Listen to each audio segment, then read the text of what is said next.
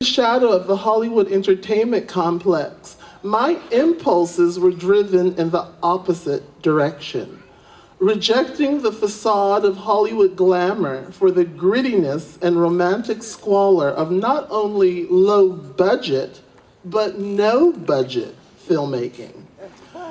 I began turning out an array of short experimental films on Super 8 in conjunction with my live avant-garde stage work and journalism as a teenage features writer for the alternative arts newspaper, the LA Weekly. By the early 1980s, I became enamored of video, leaving Super 8 behind, and I started producing, writing, directing, and acting in a series of electronic shorts that would later be lumped in with the Yes LA punk music movement and trespass cinema scene.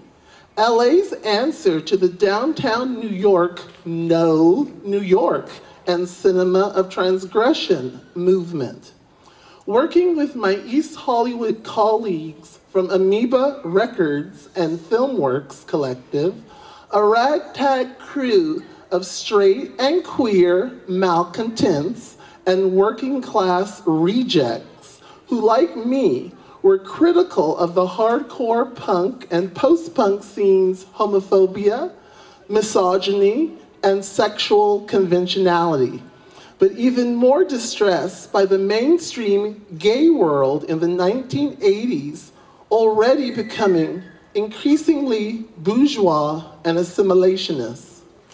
My work was built on punk, its homoeroticism and counterculture position, its large-scale queerness being an outsider art expression, and also the undercurrents of homoeroticism, the trajectories of co-option by and voluntary subservience to the status quo, and what it means to be an anti-corporate culture artist. Amoeba Records, like its sisters, Fun Tone Records in Atlanta, and the new Lavender Panthers in Toronto, home of the great G.B. Jones and Bruce LaBruce, later to become my colleagues and collaborators, helped to produce my live shows, films, and release my studio musical output with recordings by my many art band projects, including the Afro Sisters and Pedro, Muriel, and Esther, PME. But aside from this anti-corporate ethic, there was another element of the punk world that is significant. The very word punk has its origins in Black Southern prison slang denoting a homosexual or freak provenance.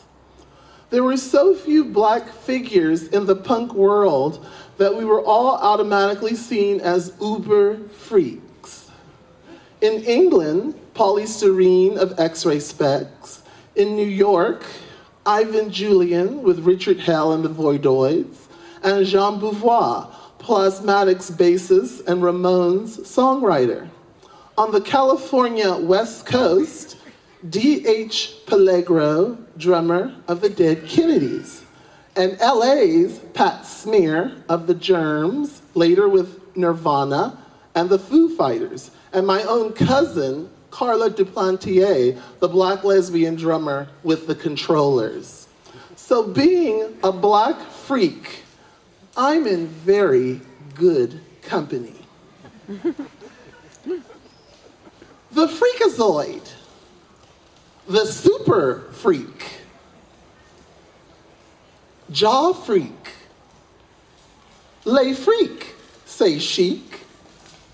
When it comes to freaks and freakiness, the usual focus is stilted toward abnormal psychology, leading to deviant sexuality and hysteria, like in the Todd Browning film Freaks from 1932, or Fassbinder's 1975 film Faust Recht der Freiheit. Sorry if I say that wrong.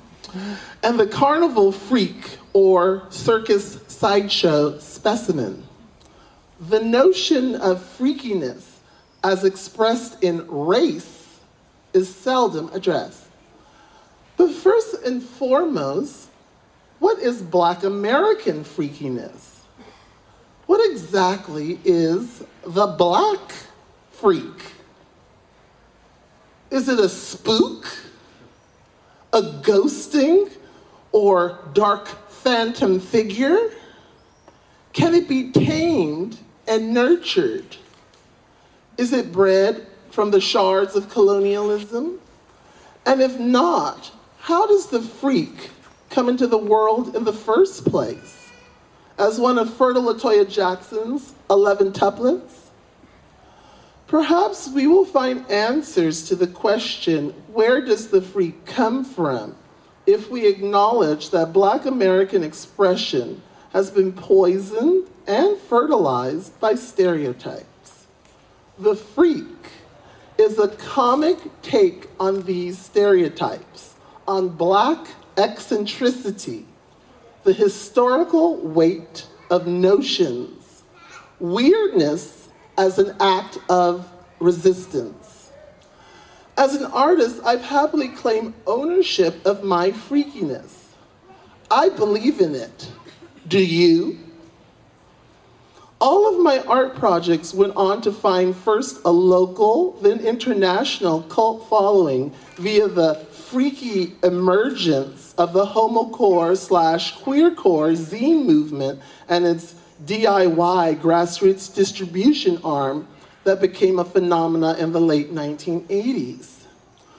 To clarify what I'm calling the freak, I like to show you what I consider a freaky scene from my film, The White to Be Angry. The White to Be Angry was made as a set piece with my art band, Pedro, Muriel, and Esther, PME. PME's concept album, also called The White to Be Angry. The album was released in 1996, recorded by Steve Albini in Chicago, who has worked with the rock band Nirvana, and singer PJ Harvey. The film, released in